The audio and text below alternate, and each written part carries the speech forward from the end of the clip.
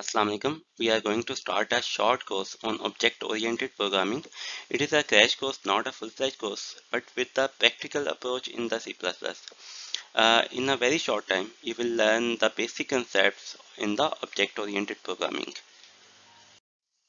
So let's start with dua. Allahumma inni as'aluka ilman nafiyan wa rizqan tayyiban wa amalan mutakabbala. So know the agenda of this video. First of all, we will learn what is the difference between procedural and object-oriented paradigm. Then we will discuss the four pillars of object-oriented programming, and after that we will see what are the components of a class and we will implement these components in C++. Usually जो हम सबसे पहला course अपनी universities में या कहीं पे भी स्टडी करते हैं फॉर प्रोग्रामिंग, तो उसमें हम प्रोसीजरल प्रोग्रामिंग करते हैं. सो अभी हमारा शिफ्ट हो रहा है ऑब्जेक्ट ओरिएंटेड पैराडाइम की तरफ. तो इसमें देखते हैं कि इनमें डिफरेंस क्या है. अभी तक हम जो कोड लिखते हैं सी प्लस प्लस में, that is in the main function में हम कुछ वेरिएबल्स बनाते हैं और फंक्शन बनाते हैं जो उन वेरिएबल्स को एज अ इनपुट लेते हैं, उनके ऊपर ऑपरेट करते हैं. लेट्स से मैंने 2 से 3 स्टूडेंट का डाटा लिया और उसके लिए वेरिएबल्स बनाए और यहाँ पे फंक्शन बना दिया जो उन स्टूडेंट्स के वेरिएबल्स के ऊपर ऑपरेट करेंगे. लेट्स से मेरे पास डेट ऑफ बर्थ है और मैं स्टूडेंट की एज लेना चाहता हूँ. तो यहाँ पे डाटा पड़ा हुआ है और इस फंक्शन को बताया जाएगा कि किस स्टूडेंट की डेट ऑफ बर्थ हमने लेनी है और उसकी एज कैलकुलेट करनी है. सेकंड जो ऑप्शन है, जो हम ऑब्जेक्ट ओरिएंटेड प्रोग्रामिंग में जाना चाहते हैं, वो ये है कि डेटा और फंक्शंस एक फाइल में, अभी आप यूं समझ लें कि ये एक फाइल है, इसमें बंद कर दिए जाएंगे और इसे हम ऑब्जेक्ट कहेंगे.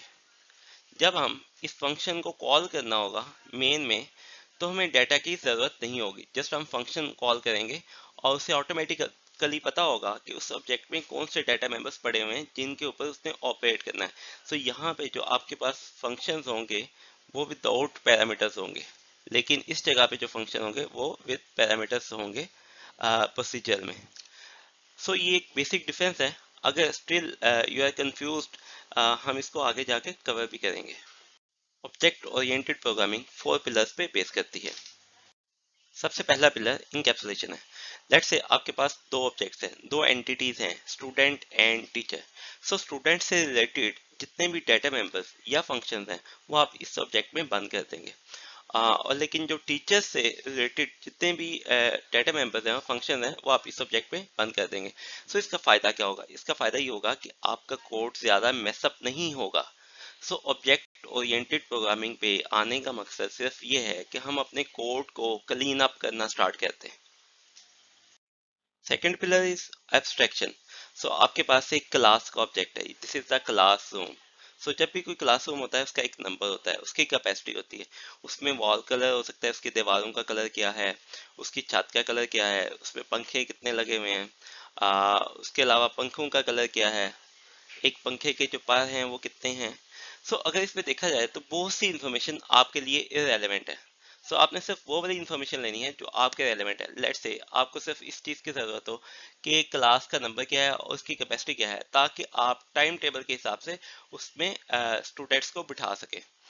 सो एब्स्ट्रैक्शन जो है वो आपकी कोड की कम्प्लेक्सिटी कम करने में हेल्प करती है कि जो इन्फॉर्मेशन सिर्फ आपका ज़रूरत है उसको आप अपने सिस्टम में मॉडल करें, बाकी इन्फॉर्मेशन को अपने सिस्टम में मॉडल ना करें.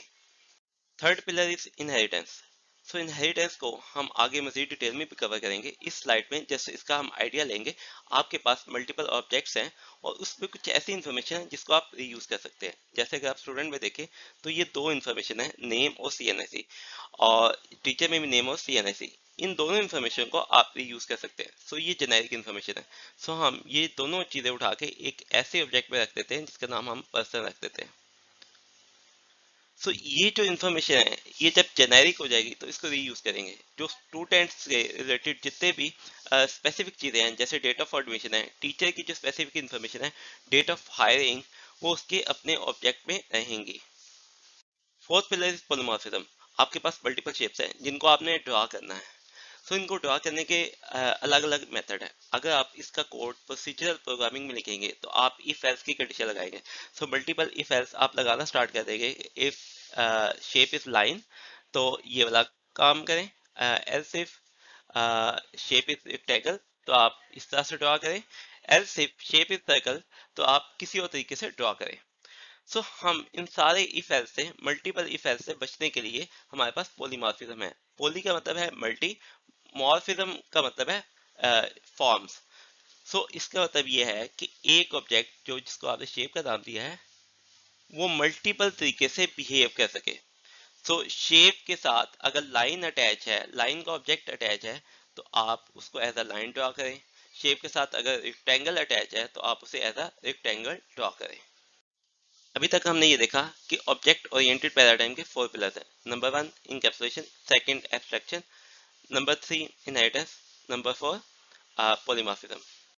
सो ये जितने भी पिलर्स हैं, इनका मकसद आपके कोड को क्लीन अप करना है, आपके कोड को मेसअप होने से बचाना है, वरना जितने भी टास्क हैं आप प्रोसीजरल प्रोग्रामिंग में परफॉर्म कर सकते हैं।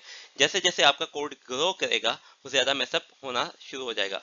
सो हमें कोडिंग प्रैक्टिस अच्छी चाहिए, बेस्ट प्रैक्टिसेस चाहिए जिसके मुताबिक हम अपना कोड लिख सकें। What is class and what are the components of a class.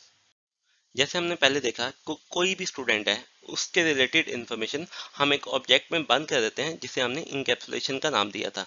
सो ये एक स्टूडेंट 1 है उसका ऑब्जेक्ट है, ये स्टूडेंट 2 है उसका ऑब्जेक्ट है। सो ये दो ऑब्जेक्ट्स हैं। लेकिन क्लास क्या है? क्लास को आप इस तरह से डिफाइन कर सकते हैं कि क्लास इज अ स्टैम्प जो जहाँ पे भी आप कभी लगाएंगे तो आपको एक खाली स्पेस दे देगी। सो वहाँ पे नेम की स्पेस उसने खाली छोड़ दी और CNIC की स्पेस खाली छोड़ दी। सो यहाँ पे आप अपनी मर्जी से कोई भी इंफॉर्मेशन बाद में लिख सकते हैं। So class is the collection of objects और class is the template for the object. So जब भी आप स्टैम्प बनाते हैं तो ये एक टेम्पलेट होता है जो हर जगह पे लगेगा तो एक ही जैसा दिखाई देगा, लेकिन वहाँ पे जो उसकी इंफॉर्मेशन है वो specific to date stamp impression हो सकती है। सो जहाँ पे आप नेम और CNIC कस्टमाइज कर सकते हैं। सो ये स्पेस आपके पास मौजूद है जहाँ पे आप स्पेसिफिक इन्फॉर्मेशन लिख सकते हैं। सो क्लास के कंपोनेंट्स क्या हैं? जब भी हम कोई काम करते हैं तो उसका एक स्टैंडर्ड वे होता है। क्लास को रिप्रेजेंट करने का एक स्टैंडर्ड वे है कि उसमें आप एक बॉक्स बनाएंगे और उस बॉक्स की 3 पार्टीशन होंगी। फर्स्ट पार्टीशन में क्लास का नेम आएगा। लेट्स से आप स्टूडेंट के ऑब्जेक्ट के लिए क्लास बनाना चाहते हैं, टेम्पलेट बनाना चाहते हैं, तो ये उस क्लास का नेम आ जाएगा। यहाँ पे उसके डाटा मेंबर्स आएंगे या आप उसे डाटा या वेरिएबल्स भी कह सकते हैं। यहाँ पे ऐसे फंक्शंस आएंगे जो इन डाटा मेंबर्स के ऊपर ऑपरेट करेंगे। सो यहाँ पे आप कह सकते हैं कि ये डाटा की स्पेस है और ये फंक्शंस की स्पेस है। So this is the representation for the class. So class के जो कंपोनेंट्स हैं वो हमने देखा कि उसका नेम हो सकता है, उसमें डाटा मेंबर्स हो सकते हैं या आप उसे प्रॉपर्टीज भी कह सकते हैं, या मेथड्स हैं। मेथड्स मल्टीपल टाइप के हो सकते हैं। कंस्ट्रक्टर, कंस्ट्रक्टर एक ऐसा स्पेसिफिक मेथड है जिसके जरिए आप उस पर्टिकुलर ऑब्जेक्ट को इनिशियलाइज करवाते हैं। डिस्ट्रक्टर के अंदर ये भी एक स्पेसिफिक टाइप का मेथड है जिसके अंदर जब आपने उस ऑब्जेक्ट को डिस्ट्रॉय करना हो, आपने अपनी स्पेस जो आपने रैम से ली हो, ऑपरेटिंग सिस्टम से ली हो, उसको वापस करना, वो काम डिस्ट्रक्टर में किया जाता है। आपके जो डाटा मेंबर्स हैं उनको आपने रीड भी करना है और राइट भी करना है। सो जब भी आपके पास डाटा होता है उसको रीड या राइट करने का ऑप्शन आपके पास होना चाहिए। सो अगर आपने उस डाटा मेंबर के लिए सेटर डिफाइन किया है तो इसका मतलब है कि आपने उस प्रॉपर्टी को मॉडिफाई करना अलाउ किया है। और जब भी आपने गेटर डिफाइन किया है इसका मतलब है कोई भी दूसरी क्लास या दूसरा फंक्शन इस क्लास की प्रॉपर्टी को रीड कर सकता है। सो इन फंक्शंस का फ़ायदा क्या? हम इस डाटा मेंबर्स को डायरेक्ट क्यों नहीं मॉडिफाई कर सकते? उसकी वजह यह है कि हो सकता है कि आप चाहें कि डायरेक्ट ये वाली वैल्यू नहीं आ सकती। लेट्स से एक स्टूडेंट है, उसकी एज 10 ईयर्स से लेस नहीं हो सकती। आपने एक इंस्टीट्यूट बनाया, 10 ईयर्स से छोटे स्टूडेंट उस स्कूल में एडमिशन नहीं ले सकते। सो जब आप उसकी वैल्यू सेट करेंगे आप उसमें कंडीशन अप्लाई कर सकते हैं कि जैसे ही कोई भी क्लास या कोई भी फंक्शन या कोई भी एक्सटर्नल इंटरफेस उसकी एज चेंज करे उसे एक पर्टिकुलर ऑब्जेक्ट की, तो आप एरर दे सकते हैं कि 10 ईयर से लेस एज नहीं हो सकती। सो इसको आगे मजीद डिटेल में देखते हैं कि इन फंक्शंस को आप कैसे डिफाइन कर सकते हैं। फंक्शंस की मजीद डिटेल्स पे जाने से पहले हम एक्सेस मॉडिफायर्स को डिस्कस करेंगे। What are access modifiers? So किसी भी चीज को एक्सेस करना हो तो उसकी एक्सेस के मल्टीपल लेवल होते हैं, या तो वो पब्लिक हो सकती है या प्राइवेट या लिमिटेड एक्सेस हो सकती है। जैसे आपके पास वाईफाई है, या तो वो वाईफाई पब्लिक होगा विदाउट एनी की, या वो बिल्कुल प्राइवेट होगा, आपने किसी के साथ भी अपना इंटरनेट शेयर नहीं किया होगा, या उसकी लिमिटेड एक्सेस हो सकती है कि जिसे आप उस वाईफाई की देंगे, सिर्फ वही उस वाईफाई को एक्सेस कर सकता है। सो इसी तरह से क्लास के अंदर भी जो डाटा मेंबर्स हैं और फंक्शंस हैं उनके लिए एक्सेस मॉडिफायर होता है कि एक्सटर्नल इंटरफेस या क्लासेस या फंक्शंस उन डाटा मेंबर्स को या फंक्शंस को किस लेवल पे एक्सेस कर सकते हैं। सो क्लासेस के अंदर मल्टीपल एक्सेस मॉडिफायर्स हैं, जिसमें से हम तीन को डिस्कस करेंगे: private, public and protected. Private का मतलब है कि जिस चीज को आपने प्राइवेट कर दिया है, जिस डाटा मेंबर या फंक्शन को आपने प्राइवेट कर दिया है, वो डाटा मेंबर या फंक्शन उस क्लास के फंक्शंस के अलावा किसी और क्लास को या किसी और फंक्शन को एक्सेसिबल नहीं होगा। सेकंड पे पब्लिक है। पब्लिक के अंदर जो भी आपके डाटा मेंबर्स या फंक्शंस पब्लिक हैं उनको एक्सटर्नल इंटरफेस एक्सेस कर सकते हैं। प्रोटेक्टेड में लिमिटेड एक्सेस आती है, लेकिन इस एक्सेस मॉडिफायर को हम इनहेरिटेंस के कंसेप्ट में डिस्कस करेंगे। सो एक एग्जांपल मैं इस तरह से दे देता हूँ कि आपके पास एक ऑब्जेक्ट है या क्लास है जिसे आपने स्टूडेंट क्लास का नाम दिया है। इस क्लास को एक्सेस करने के लिए या इसको यूज करने के लिए आप मेन का फंक्शन लिखते हैं। मेन के फंक्शन को हम ड्राइवर प्रोग्राम भी कहते हैं। सो इसका ऑब्जेक्ट आप मेन में बनाने के बाद जब इसके मल्टीपल फंक्शंस या डाटा मेंबर्स को एक्सेस करते हैं तो वहाँ पे एक्सेस मॉडिफायर्स अप्लाई होते हैं। यहाँ पे सिर्फ वो वाली चीज़ें एक्सेस हो सकती हैं जिसको इस स्टूडेंट की क्लास ने पब्लिक डिक्लेयर किया है। सो अभी तक हमने जितने कंसेप्ट डिस्कस किए हैं उसको यहाँ पे C++ में इम्प्लीमेंट करके देखते हैं। जब भी आपने कंप्यूटर से कोई टास्क परफॉर्म करवाना हो तो कंप्यूटर को उसकी लैंग्वेज में समझाना पड़ता है। मल्टीपल लैंग्वेजेस हैं जो कंप्यूटर अंडरस्टैंड कर सकता है। अभी हम जो काम करेंगे, जो टास्क परफॉर्म करेंगे, उसको C++ में कंप्यूटर को समझाने की कोशिश करेंगे। सो जब आप कोई लैंग्वेज फॉलो करेंगे उसका कोई सिंटैक्स होगा।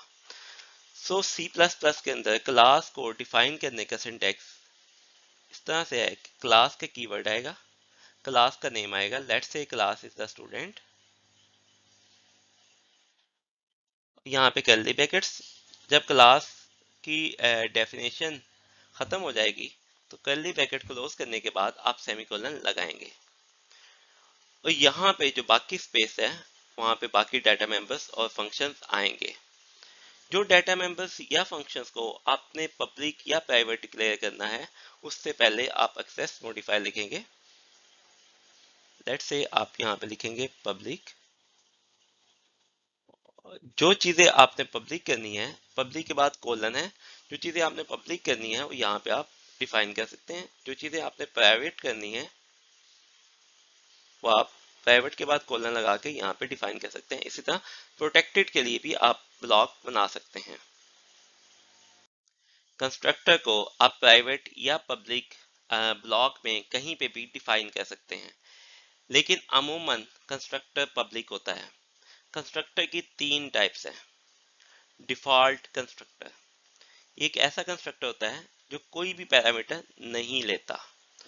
सेकंड, पैरामीटराइज्ड कंस्ट्रक्टर, इसको आप कुछ वैल्यूज पास करते हैं ताकि वो डाटा मेंबर्स को इनिशियलाइज करवा सके। कॉपी कंस्ट्रक्टर, आपने एक स्टूडेंट के ऑब्जेक्ट से इंफॉर्मेशन दूसरे स्टूडेंट के ऑब्जेक्ट में कॉपी करनी है तो उसके लिए कॉपी कंस्ट्रक्टर यूज होगा। इसकी भी आगे दो टाइप्स हैं, डीप कॉपी और शैलो कॉपी।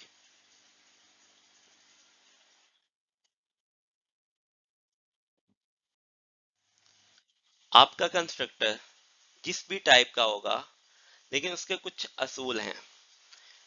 कंस्ट्रक्टर एक फंक्शन होता है लेकिन उसकी रिटर्न टाइप कोई भी नहीं होती, इवन के उसकी रिटर्न टाइप वाइड भी नहीं होती। सो पहला असूल ये है कि नो रिटर्न टाइप। सेकंड इसका असूल ये है कि जो आपका फंक्शन है उसका सेम नेम होगा जो क्लास का नेम होगा, सेम नेम एज क्लास।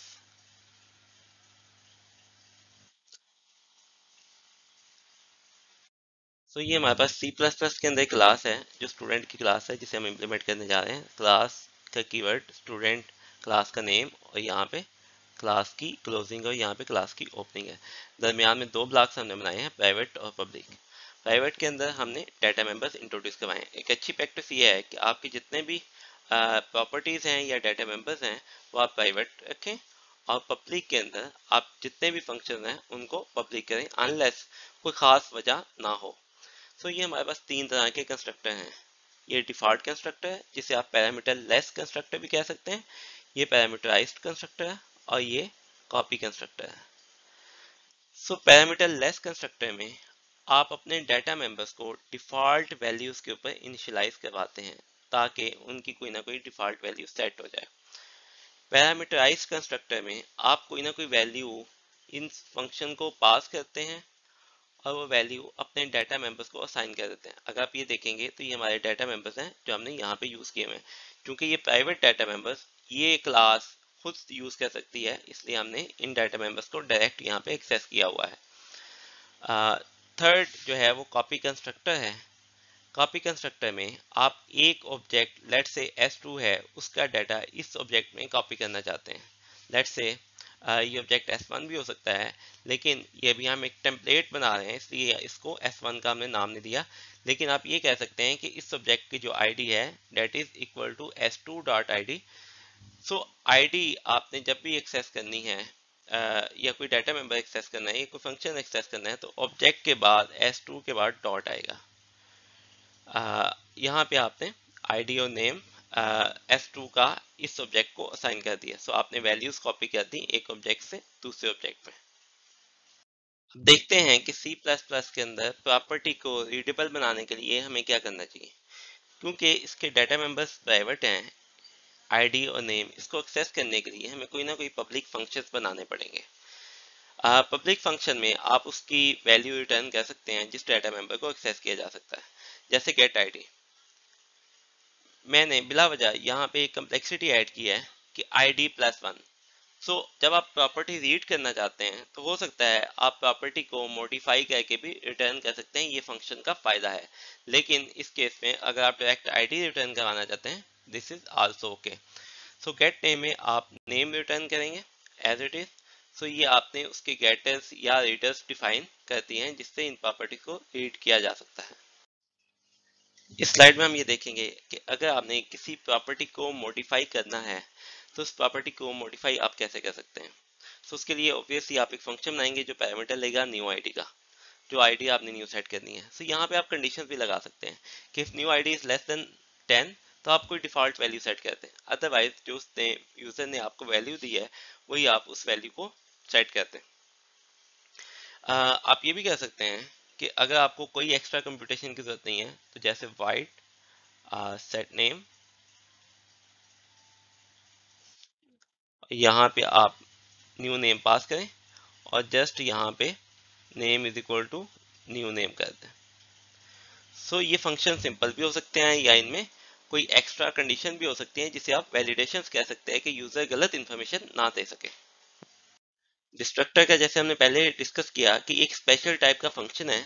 ये क्लास में इसलिए बनाया जाता है कि जब ऑब्जेक्ट अपना काम खत्म करके डिस्ट्रॉय हो जाएगा तो उसने कोई मेमोरी से स्पेस ली है, स्पेशल टाइप के रिसोर्सेज उसने एक्वायर किए हैं, उन्हें रिलीज करने के लिए डिस्ट्रक्टर के अंदर आप इंफॉर्मेशन लिखते हैं। सो जो डिस्ट्रक्टर का सिंटैक्स है वो एक टिल्डा सिंबल आएगा और इसकी भी रिटर्न टाइप कोई नहीं होती।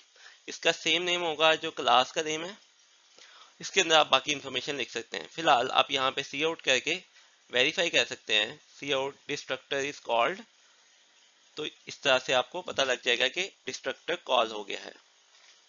सो अभी तक हमने ये देखा कि एक क्लास को कैसे आप डिफाइन कर सकते हैं, उसके अंदर प्राइवेट पब्लिक एक्सेस मॉडिफायर्स क्या होते हैं, डाटा मेंबर्स क्या होते हैं, कंस्ट्रक्टर डिस्ट्रक्टर और इसके अलावा गेटर सेट क्या होते हैं। सो लेट्स से यहाँ पे आपके पास प्राइवेट डाटा मेंबर है और यहाँ पे कंस्ट्रक्टर है, डिस्ट्रक्टर है, इसके अलावा गेटर सेट और मजीद कोई फंक्शंस जो भी आप बनाना चाहते हैं वो यहाँ पे मौजूद है। अब इस क्लास को आप कैसे यूज कर सकते हैं, इस क्लास की आपने स्टैम्प कैसे लगानी है कि आप ऑब्जेक्ट बना सकें। सो यहाँ पे हमने एक किस्म की स्टैम्प लगाई कि हम एक ऑब्जेक्ट बना सकें। एक टेम्पलेट हमारे पास आ गया। अब उस टेम्पलेट के अंदर चीजें हमने फिल करनी है। लेट्स से हमने आईडी के सेट का फंक्शन कॉल किया, उसके बाद गेट आईडी करके उसको डिस्प्ले करा के देख लिया। सो जस्ट आपने इस तरह से एक ऑब्जेक्ट बनाना है। मल्टीपल आप ऑब्जेक्ट्स बना सकते हैं, स्टूडेंट S1 S2। जिस तरह से आप इंट ए लिखते हैं उसी तरह से अब आप ऑब्जेक्ट इसका बना सकते हैं। सो इस कोर्स के अंदर हर वीडियो में 1 से 2 असेसमेंट मौजूद है। सो जो फर्स्ट असेसमेंट है वो यही है कि आपने स्टूडेंट की एक क्लास डिफाइन करनी है जिसके अंदर स्टूडेंट नेम एक डाटा मेंबर मौजूद होगा, रजिस्ट्रेशन नंबर मौजूद होगा। रजिस्ट्रेशन नंबर उसका कोई ना कोई यूनिवर्सिटी आईडी हो सकती है। डेट ऑफ बर्थ होगी। डेट ऑफ बर्थ के लिए आप क्या कर सकते हैं, एक अलग से क्लास बना सकते हैं जिसके डाटा मेंबर्स हों। जिसके डाटा मेंबर्स में डे हो सकता है, मंथ हो सकता है, ईयर हो सकता है। सो यही डाटा मेंबर आप उसको यूज करें अपनी असाइनमेंट में। और स्टूडेंट की क्लास के अंदर जो डाटा मेंबर बनाएं डेट ऑफ बर्थ का, उसकी टाइप डेट होनी चाहिए। CGPA जिसकी टाइप डबल हो सकती है, CNIC जिसकी टाइप स्ट्रिंग हो सकती है, हॉबीज इसकी टाइप स्ट्रिंग एरे हो सकती है। सो इसके डेटा सेट डिफाइन करें, कंस्ट्रक्टर और डिस्ट्रक्टर बनाएं और एक फंक्शन बना लें इनपुट लेने का। जब आप उसे स्टूडेंट के अंदर एक फंक्शन हो, जब आप उसको कॉल करें, यूजर से इनपुट ले कंसोल पे और उसको उसके डाटा मेंबर्स में असाइन करते हैं। एक प्रिंटिंग का फंक्शन बना दें जो एक प्रॉपरली फॉर्मेट के साथ स्टूडेंट की डिटेल्स को डिस्प्ले करते हैं।